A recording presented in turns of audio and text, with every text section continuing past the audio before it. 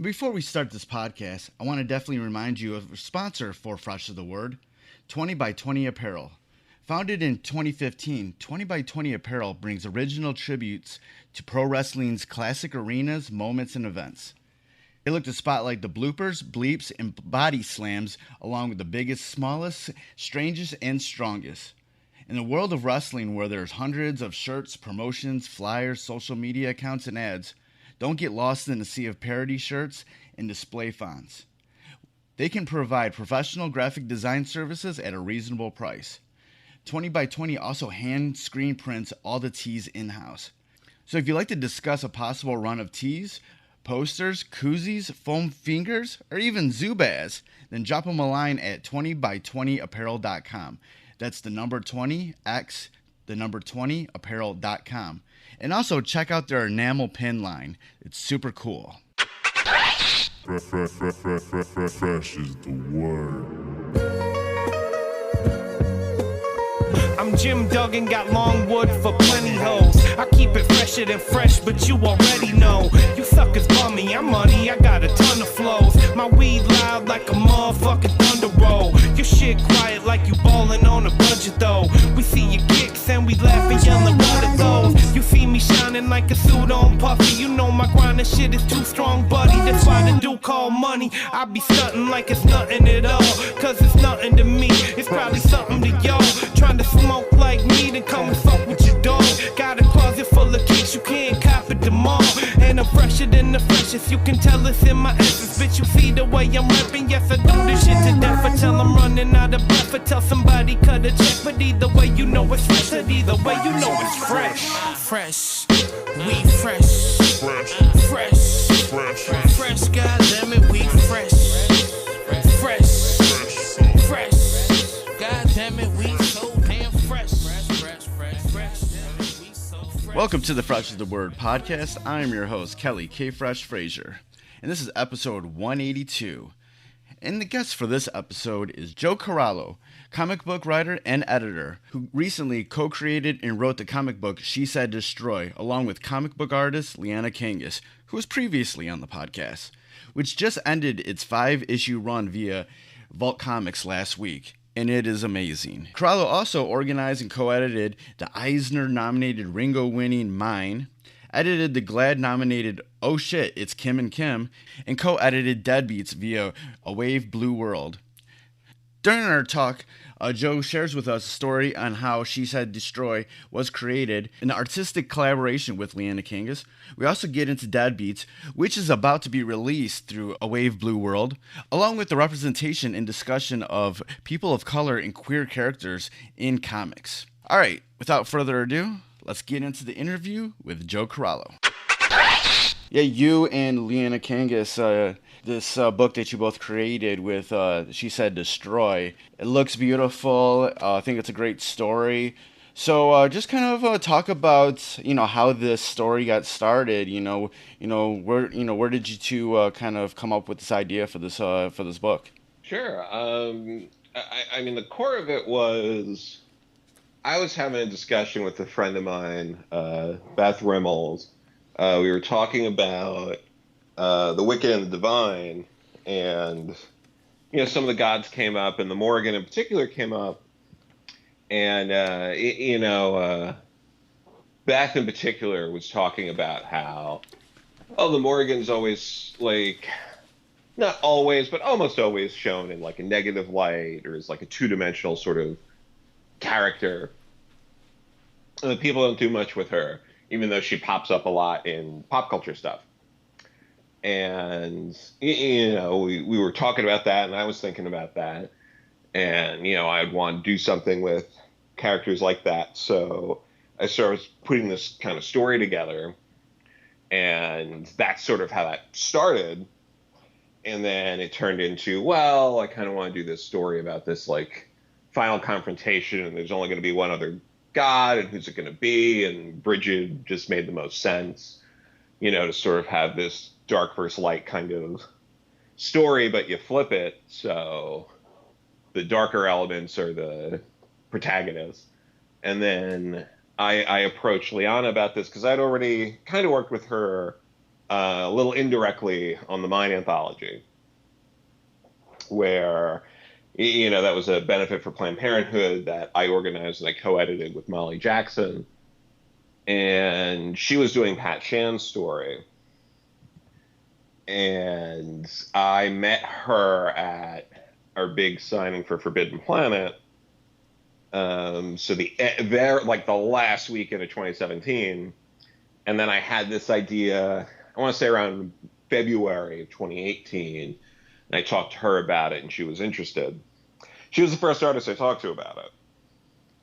And one of the funny things with this in particular, which I think is different than a lot of other people's stories about having these ideas come about, is this is one of the rare instances where it's like, yeah, first artist I talked to said yes, and the first publisher we talked to said yes. So, lucky.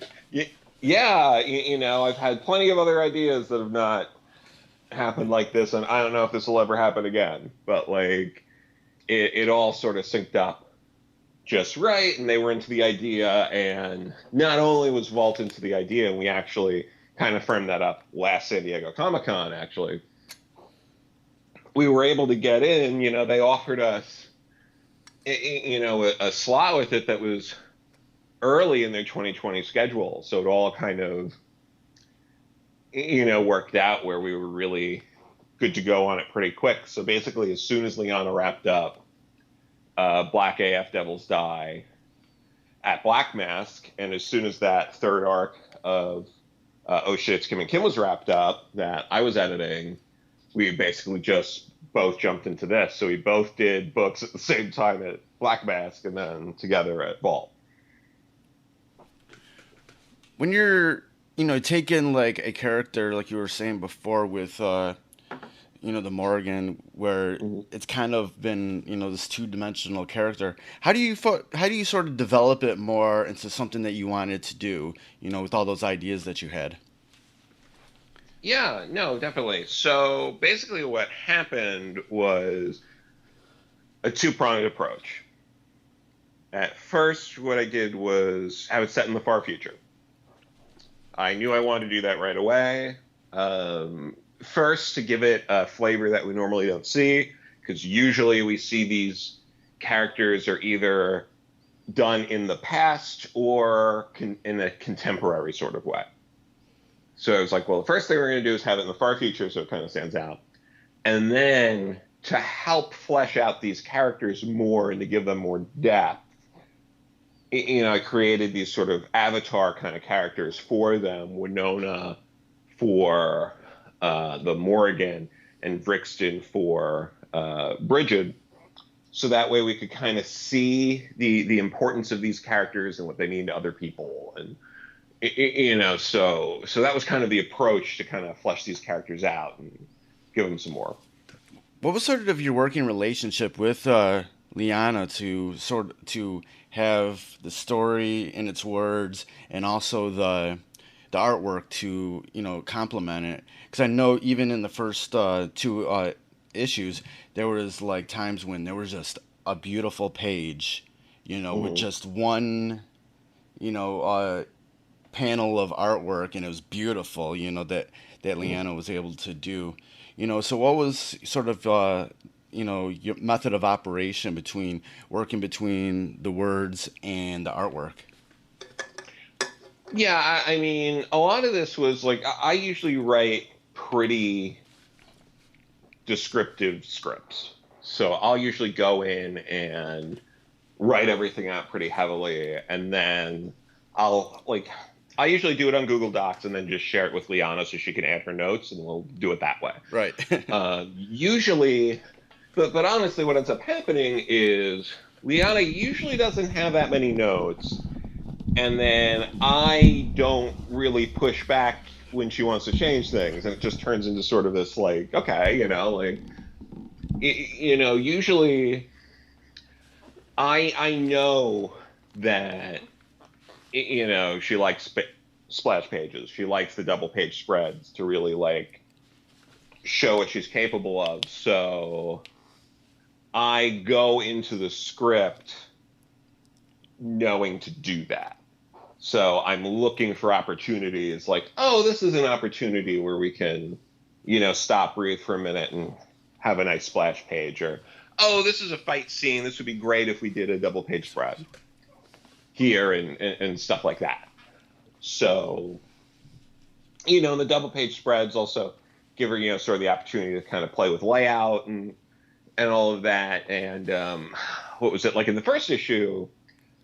We did that one page. I love that page where it's the crow statue is done as like a background piece, but there's the 3 tall panels going down. Yeah. And, that's something I wanted to do, and Liana liked that. So most of the issues have a page directed in a similar sort of way is like another way to, hit that, because I really like how that kind of came out, and Liana liked doing it. So just that kind of stuff. And then Adrian, of course, is the editor, really helps to come in and, clean up the dialogue and add other elements to it. Because I tend to overwrite so that Adrian can come in and take the best parts. And I prefer to do it that way instead of, underwriting, and then you're like, oh, what do we do here? And then it's like a brainstorming session instead of just like, we'll just clip this, this, and this, and we're done. Right, because like if you already have an editor going to look at this anyways, might as well overwrite a little bit, because what you might think is like good, someone else, under someone else's eyes, they might think like something else is good, that you might have held back on, underwriting. No, absolutely. So there's been multiple instances where like I'm kind of saying the same thing a couple of times. So Adrian will come in and be like, when you said it this way was better, so we're going to chop that and keep this, and that's kind of how the scripts sort of come along. And yeah, and then once it gets to like the lettering phase, there's the last minute kind of changes with some of the dialogue, because we might do a pass and be like, well, like I know with issue 2, there, we clarified one part early on in the scene with the interrogation in the very beginning, just because it read better with a little more explanation. So, that kind of stuff. But when it comes to Liana, we actually, there was, we're working on issue 4 right now. I'm working on issue 5, and Liana's working on issue 4. Yeah. So we were going over some of the pages, and there was something that kind of needed to be changed, but Liana liked this page so much that it was like, you know what? Forget it. We're keeping this page, and we'll figure it out. So like, 'cause it's a gorgeous page, and it was like, we'll figure it out. So Liana came up with dialogue for that page to make it make sense, and I'm going to go in and edit it a little bit, to have it fit with the rest of the story, and then Adrian will go do his pass, and it'll get there. But yeah, there's just stuff like that happens. It makes it very collaborative, and we're always in communication, so it helps. Yeah, I love the one page. It was in issue 2, and I posted it on my Instagram, where there's that like sort of I don't know, those waterfalls, like bird feeder looking things. Mm-hmm. And she's just kind of sitting there contemplating.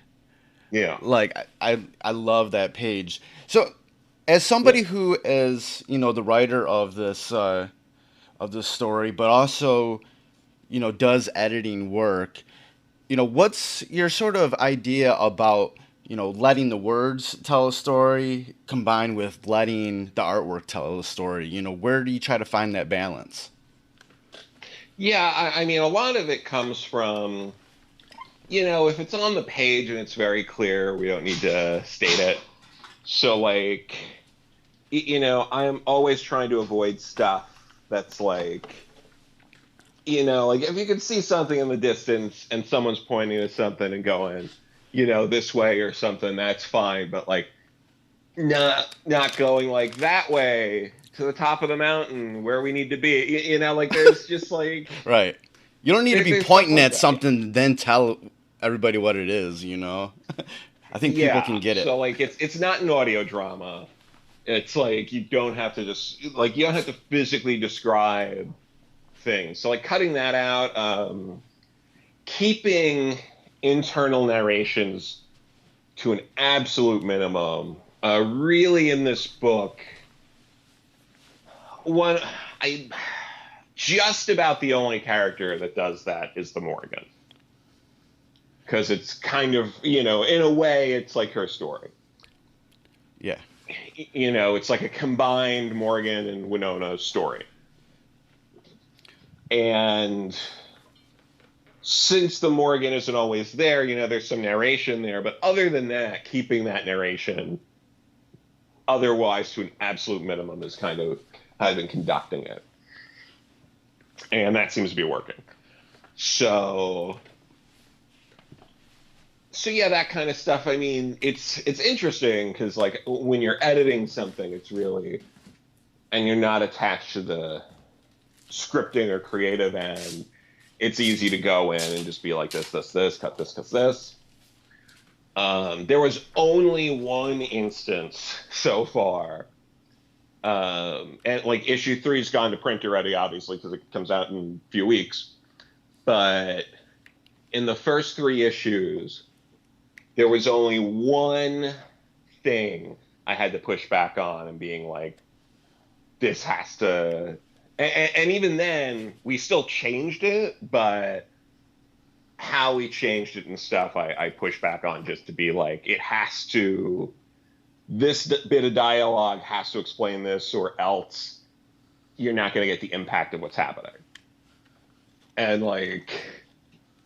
Yeah, like that was the only time on my end that I had to, stand a little bit of ground in terms of writer and editor and the collaboratives. But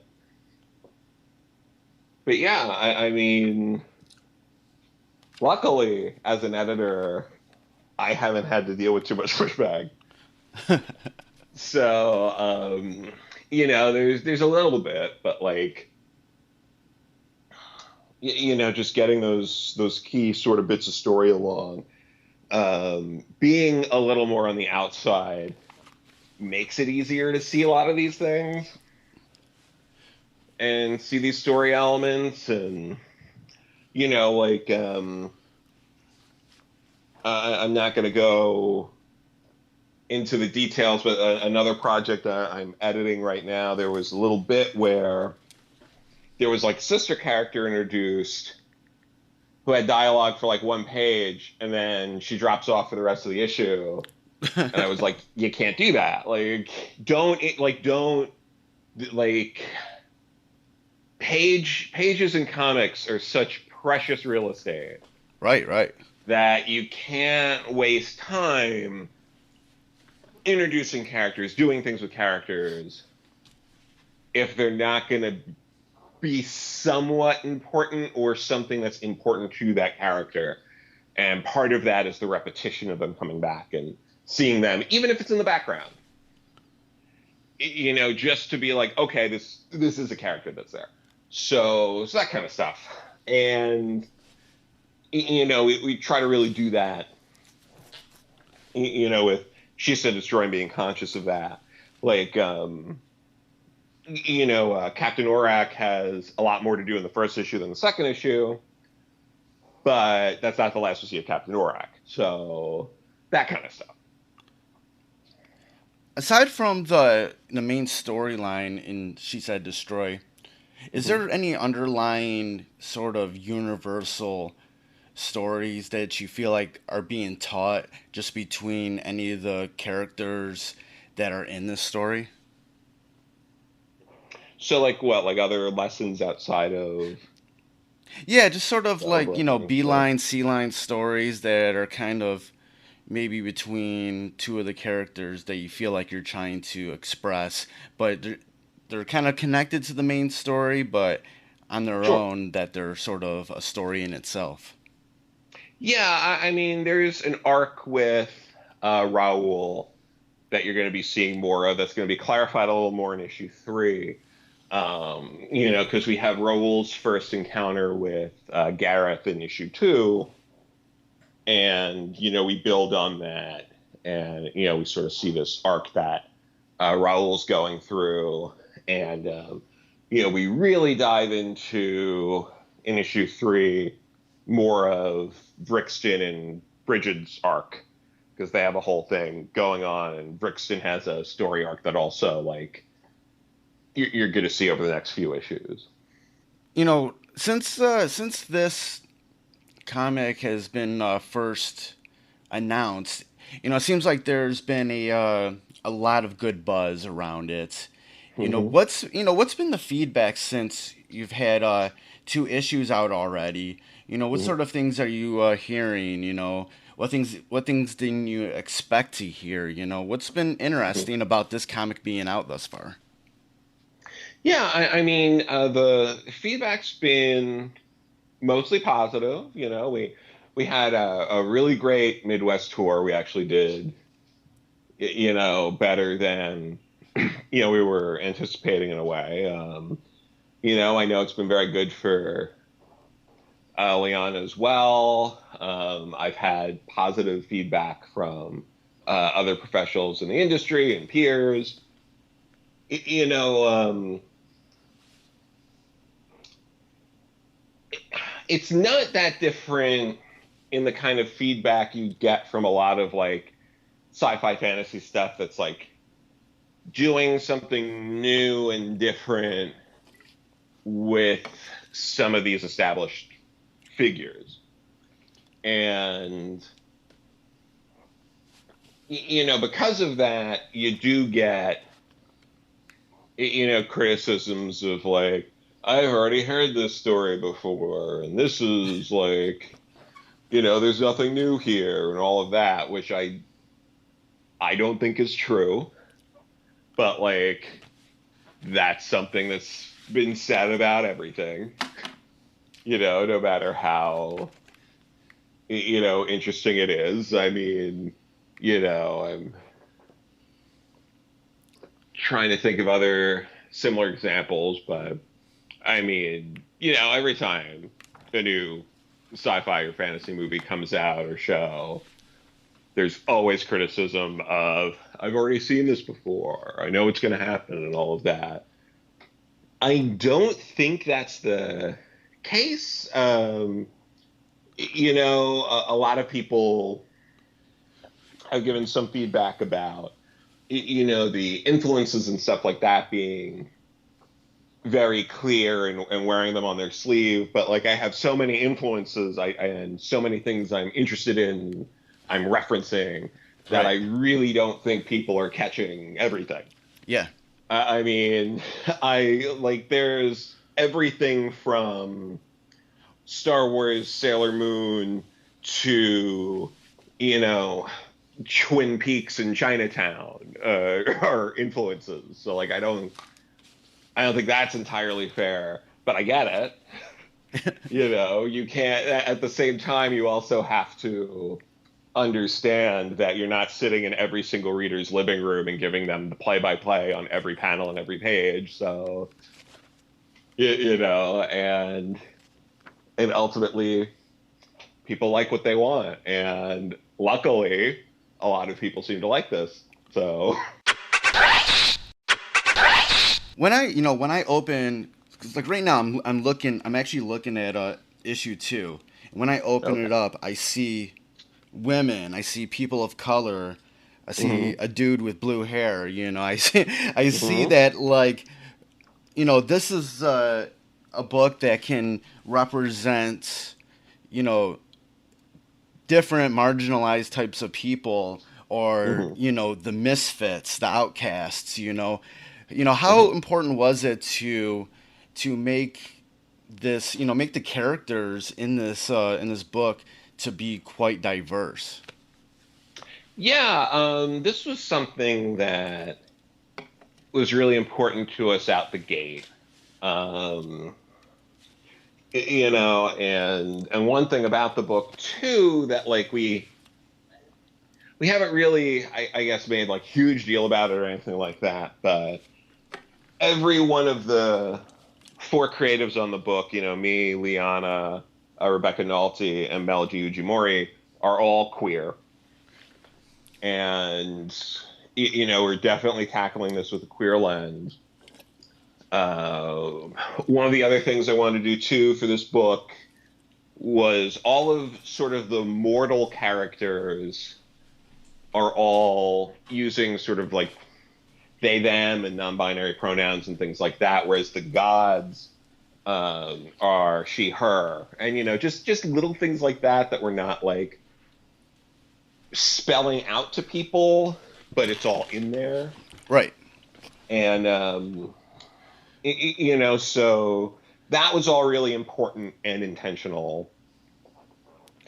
And yeah, making at that point to show a diverse grouping of people. Both Liana and Rebecca have obviously been on top of that as well.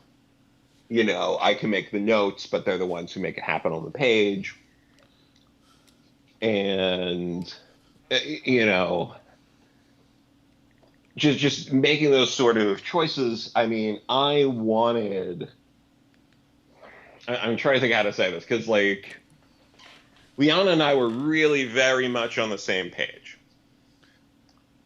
Right. And I wanted, one of the gods to be black, and Bridget made the most sense. And Liana immediately went with that, and then was like, "Oh, this is like how I want to do Bridget." And I was like, "That's awesome. That's kind of how I was hoping we'd go with Bridget anyway." And all that sort of stuff. And Liana's also dropped in references to people in her life, people she knows, and making sure to represent people of color in the background as well. So yeah, I mean, honestly, I'm glad we were able to do something like this without getting like too much pushback. Not so much from Vault, obviously, but from like retailers and different customer bases and stuff like that. And like there hasn't really been anything on social media making a big deal about it or anything, which has been really nice, because it's kind of a crapshoot. Right, it can be. But when you're thinking about those sort of things, as when you have a whole creative team that is queer, and there's times when there's queer creators that they just kind of want to do their work, and they don't necessarily want to jam that sort of thing down people's throats, or they're sick of talking about it all, or sick of educating people on how to deal with queerness. Sort of how to, as somebody who's making this book that is, partly representing where you're coming from a lifestyle you're coming from, sort of how do you balance wanting to make this piece of art, and hopefully having it be something that progresses the comic book industry, with just the idea of, I just want to normalize this. I just don't want to make a big deal. I don't want to jam this thing down your throats. I feel like there is a balance between that, because there's some people that don't necessarily always want to talk about, spend all their time talking about how other people should deal with their lifestyle. How do you balance that? Yeah. Yeah, I mean, something with a book like this, it's definitely not like a 101 course. There's no hand holding. It's just like, this is the world, and it's right, yeah, very aesthetically queer sort of world, and that's kind of the stuff I wanted to do with this particular story. I understand and respect queer creators who either are avoiding that because that's not what they feel like talking about, or dive into like the, queer 101 type stuff. Right. Like I don't like that kind of, I guess, like, that like policing each other sort of thing in that respect. It's like there's, you know, every comic has the potential to be someone's first comic, all that kind of stuff. And people should be able to talk about what they want to talk about and tell the stories they want to tell. Obviously, if you're doing licensed properties, that stuff gets to be harder.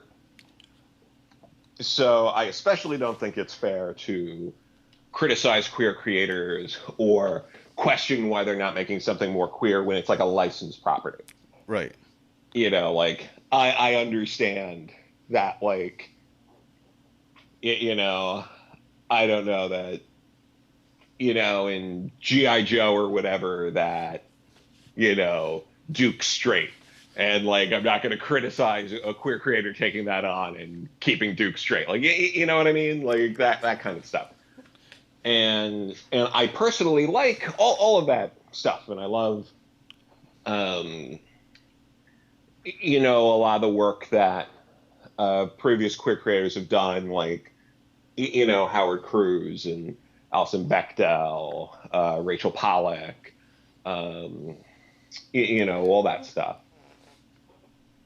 And it is a tough balance, though, because part of why you might not necessarily want to do a deep dive is because everyone's experiences are also different, and you don't necessarily want to dictate what it means to be like a solidly, like, this is what it means. Right. So yeah, I all of that gets very complicated very quickly. Yeah. But it is important, and it's important to express yourself and to allow other people to express themselves through your work. Yeah, I felt like when I first started finally, like, asking those questions in these types of interviews for the podcasts, I felt like for a while I was, like, kind of doing the queer 101 questions, Mm-hmm. and after a while, and I felt like maybe I needed it, because, like you said, everybody's experiences were different, and I wanted to know what everybody's experience was specifically in regards to their artistry, But I feel like after a while, I've been able to, like, push, bring it back a little bit and just like, hey, let's talk about your art, and then if it goes to that, like it did with us just now, then let's talk about how that fits into your artistry, So, I definitely, it is a bit of a learning curve, I guess, when you start to have these discussions. But one of the things that this podcast has definitely grown to from in comparison to the beginning is that I want to be able to have those voices of people of color, of people from the LGBTQ community, and but I want to just have regular conversations about it. But I want to also, like, have some things in those conversations to be like, this is what you should get out of it. This is those little, like, queer 101 little tidbits, so they can be like, all right, these people are cool, chill out, and this is, how about you just, you don't need to wig out to them or be weird about them. Just, like, chill out. Yeah. Yeah, absolutely. Yeah. So, what, let's go back to some other things that you've been a part of in the past. You Hmm. you already mentioned that you did some work on the Mind Hmm. series, and but you're also a part of the Deadbeats Hmm. kind of, anthology right now that Hmm. A Wave New World's putting out. I'm super Yeah. excited about that. Awesome. Thank you.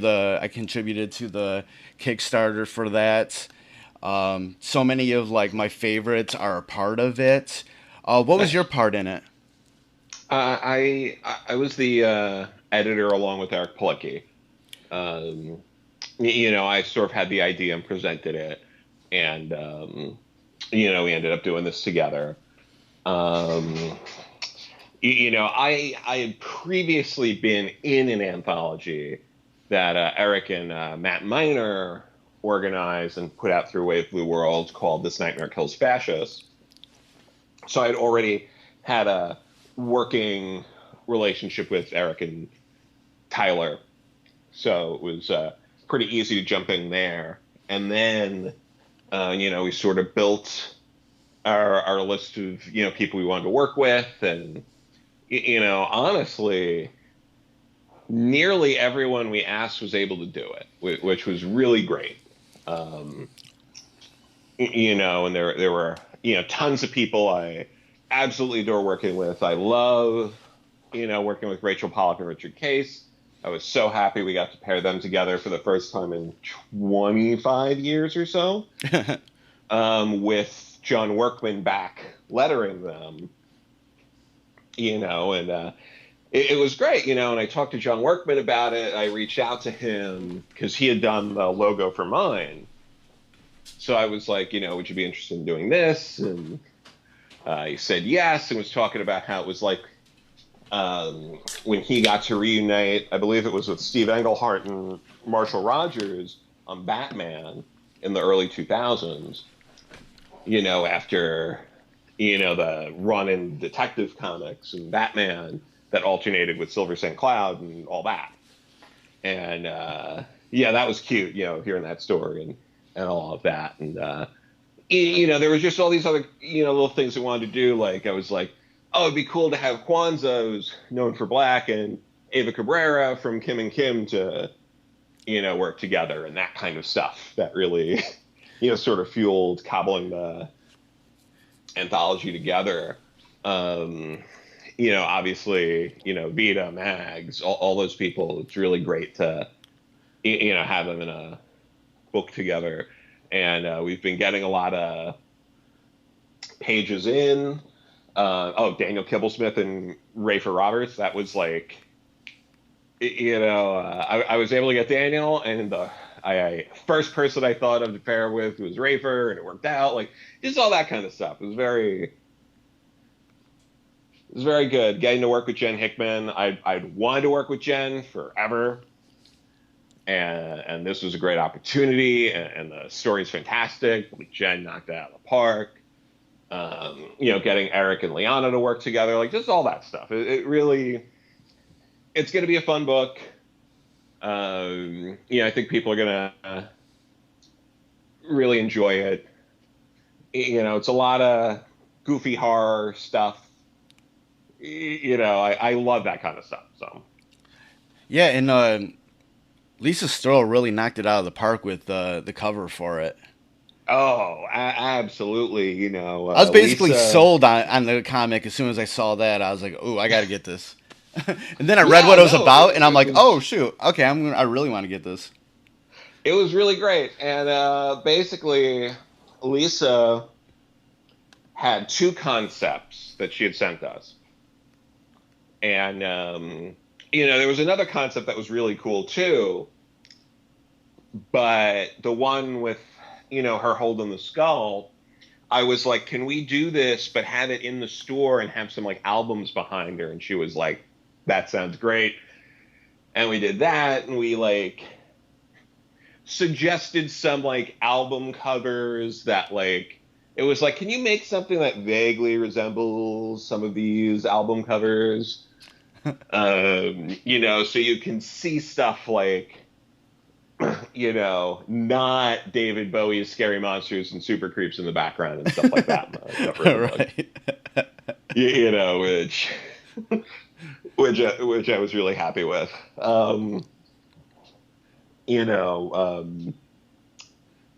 And it's also just been great that since the Kickstarter and all of that, we've been having, a bunch of people in the book have been getting more stuff announced. Like Cameron is doing the Charlie's Angels Bionic Woman book over at Dynamite now with Sue Lee, which is why Sue Lee couldn't be in the book, because we also wanted her to be in it. There's that. Trey's has that book about The Rock that's coming out, like all that kind of stuff. It's been really great. Obviously, Danny Lore's been blowing up. Jen Hickman. I don't think. I'm trying to think. I don't think I knew Jen was doing a book at Vault before asking them to be in this book. And then it just worked out that way. Just stuff like that. But yeah, it's been great. I mean, I love organizing anthologies. They're really tough. I bet. You have to wrangle dozens of people and keep everyone on schedule. And while everyone's doing a bunch of other things at once. And, there are hard things on Kickstarter and crowdfunding. I've been seeing lately that there are quite a few really amazing anthologies that, are having a hard time. And, it's tough. It's tough to balance. That's balance of you need to give new creators chances through anthologies. But you also have to sell people on something. So you have to have this really great idea that people are interested in. And you also have to have some names. But I do think it's the concept that really sells this. And then the concept along with a cover and a logo to really capture people. It did with me with Deadbeats. That captured me instantly. I was like, oh, this looks like something exactly for me. Yeah, so that kind of stuff. And then you scroll through and go oh, I know this person, that person, that person. Cool. Right. So yeah, I love anthologies. I think that my first couple of published pieces were in anthologies. I think they're really important. And, great way to get, break in to the comics. But yeah, there's a lot there to sort of make it happen. Right. And Kickstarter and crowdfunding in general, I think, it does get where you're seeing these sort of things and you see these books coming across and you're like, oh, I can do that. And then people stumble along the way because there is so many elements to it, all of the, having to do media coverage and podcasts and getting out there and all the little extras that you promise for stretch goals and stuff like that. Not just doing the book, Yeah, exactly. And I mean, luckily, we really kept it pretty tight with this book. There aren't too many crazy little extras and knickknacks, outside of T-shirts and, a few original sketches and things like that. So that's good, because, mine had a few more extra pieces to it and it takes a while. Yeah. Because then if you're selling original art, it's all right, now you have to meet up with the artist, you have to get that, you have to, and things happen where you're oh, I'm sure I'll see you at this con, and then one of you aren't able to make it, and it's oh, do you mail it? And it's oh, do you risk mailing it? What if it gets damaged? Maybe I should just wait till the next con, right? There's so many factors to it, so yeah. But, I think I've learned things, Tyler's learned things, Eric's learned things, and that's why, we kept it pretty pared down, because ultimately people want the book. Right. And you have a few higher end things so people who just want to throw money at you can and have that incentive to, and also get a little extra something for it, like original sketches. But, people want the book, and, we were very lucky to get, like, just shy of, like, 1,100 backers on this, which, is very good for an anthology on Kickstarter, and, was the second biggest haul for an anthology out of Wave Blue World. I want to say Broken Frontiers was their number one anthology that they kickstarted a few years ago. But yeah, like, we were so happy with the response. I'm literally looking at pages and coordinating with letterers and colorists like every day at this point. So that'll be good to finally package that, get that out there. We'll probably be coordinating different signings and all of that. And, I'm sure we'll be at Emerald City next year and some other places really pushing the book. So you kind of touched on this during that in regards to the opportunities for newer creators to be a part of anthologies.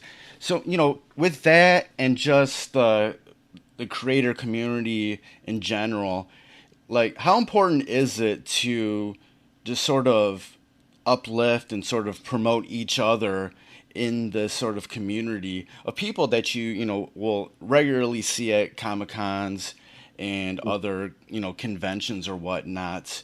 What's the importance of having a great, uplifting, comic creator community? Oh, I mean, it's paramount importance. It's the only way to really get ahead, because just for, if nothing else, for morale, just to have people in your corner and people telling you, like, you can do it, you got this, like, that's important. It sounds silly, but it's important. Like, you need that. You need encouragement to keep going, because you can't do this in a vacuum and get where you want to be. Even if you're skirting around traditional publishing and you're crowdfunding a book, and you're the writer, artist, and you're doing the whole thing yourself, even then, you still need a community to buy the book. So no matter what, you can't avoid creating a community around you and being part of a community. Even if you're doing your own thing, you need other people in the industry that can, speak positively on your behalf, that can direct people, that are gonna, plug your book, retweet your campaign, all that kind of stuff. We're gonna have you on their podcast, all that. So building those positive relationships, having positive interactions with people, doing your part to, share other people's work and recommend it, and that's not necessarily going to mean that you're going to get published tomorrow by a major publisher, but you got to put that good energy out there. You got to earn that good favor and good faith in people. And if you're trying to get ahead, really in anything, but particularly in comics. Yeah, definitely. And I always like to end my interviews on this podcast with the same question. And that question is, who is somebody that you would recommend that I have on this podcast that might have some good stories or lessons to talk about?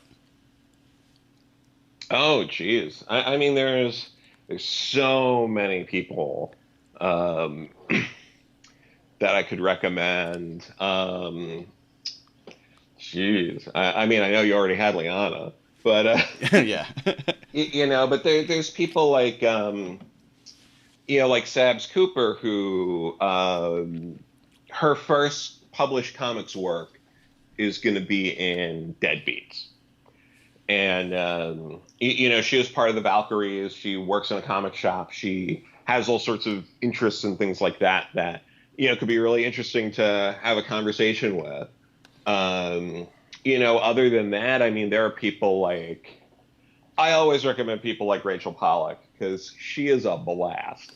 Okay. But I don't know how familiar you are with her, but, not only was she the first openly trans woman writing comics at the Big Two and created the first trans superhero for DC Comics back in '93, she is also a world-renowned tarot expert.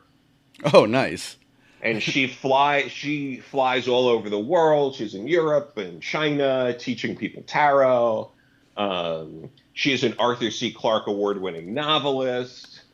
Like she's written at least 10 or so books on tarot. Has helped design decks. Like she's incredibly interesting. Yeah, I'm just quickly Googling her right now, and yeah, there's a bunch of cool stuff that comes up. Yeah, like she's like, if you want to talk about someone who's had a lot of experience in the world and has a lot to say, like she's certainly one of them. Before we get out of here, Mm-hmm. where can people go online to get more information about what you're up to, and then also just plug anything that is coming up for you? Sure. Probably the easiest way to find me is on Twitter at Joe Corallo.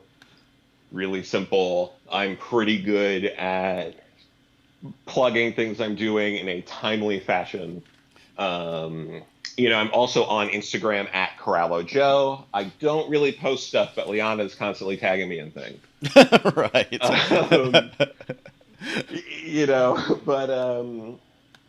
Yeah, so starting next month in August, if you miss the Kickstarter for Deadbeats, you'll be able to pre-order with your local comic shop. So, you can go do that. It'll be part of the Preview World magazine next month. Okay, great. You can pre-order or order all 5 issues of She Said Destroy. What was it? They're all still available at the distributor level. So you can just go in, and if your store doesn't have them, you can order the issues that are out and have pre-ordered all the ones coming out. Perfect. Great. Yeah. So yeah, I mean, those are the 2 big things I can really talk about. There's some other stuff in the works, but I can talk about that, and I can also say that Margins Publishing has its Dates Volume 3 anthology coming out in September. They will have copies available at FlameCon if you're going to be at FlameCon in New York. I have a story in there with Robbie Barrett about Japanese immigration to Brazil in 1908. Nice. It's interesting stuff. And if you're unfamiliar with that, I know it's something that they don't teach that often in American schools, but there is a fairly large Japanese population in Brazil because there was immigration from Japan to Brazil that the Brazilian government was basically tricking people into coming and basically working as slaves on their coffee plantations, and then large groups of the Japanese immigrants escaped and created their own communities, and that's why there's this big Japanese population in Brazil. I think something similar happened like in Toronto with like, I don't know if it was the Japanese or Chinese, to like build their railway system like long time ago. But yeah, I think there's something similar that happened in like Toronto. Yeah. This side of the world has done a lot to trick people to coming in to do work for free. Yeah. And that's a really polite way to say it. So that was my interview with Joe Corallo. Links to where you can follow Joe online will be in the show notes for this episode at freshasthepodcast.com. And like I said, please go out there and try to find She Said Destroy. You can get it online, digitally. You can get it in the print. It's really good. All 5 issues have been released. And I would assume that they would probably do a trade paperback in the near future. So definitely support that. Apparently Joe got some new stuff coming in the works right now. And also go pick up Deadbeats via A Wave Blue World. There's a lot of friends of mine who did contributed stories and art to that. It's like an anthology of a bunch of different stuff related to music and horror and stuff like that. And I contributed to the Kickstarter for it, and I got the digital file in my inbox today, so hopefully, and I should be getting the actual physical copy soon. I can't wait to read it. So, before we get out here, I definitely want to remind you how you can support the podcast. You can always go to freshasthepodcast.com, and please just share anything that you see on there that you like. Also, I'm on Patreon at patreon.com/freshastheword. And for as little as $1, you can support the podcast. And for the $3 tier, you can have access to the Patreon-only exclusive episodes where I dig deep in my audio vault for stuff that I've done outside of Fresh as the Word over the years, and get some exclusives there, some stuff that I didn't release, that I only used a part of. So just go over to Patreon at patreon.com/freshastheword and help a brother out. Also, just a reminder that in the coming weeks, I'll be launching 2 new podcasts. I'm going to be moving all the future music episodes that I would normally have done for Fresh as the Word into 2 new podcasts. One's going to be a Detroit podcast called Renaissance Soul, which is named after my first website that I ever did. And the other one's called Breaking Records, which is named after an old column that I did in Real Detroit Weekly. And that will be about music outside of Detroit artists. So be on the lookout for that at freshasthepodcast.com. There will be a lot more announcements in regards to that. And also just remind you that all these podcasts will be available everywhere that podcasts are streamed. So please rate and review if you can for Fresh as the Word and the upcoming podcasts. I'll have trailers coming out for Breaking Records and Renaissance Soul coming up. So please support if you can. All right. Another great episode in the books. Goodbye and good night. Fresh is the word.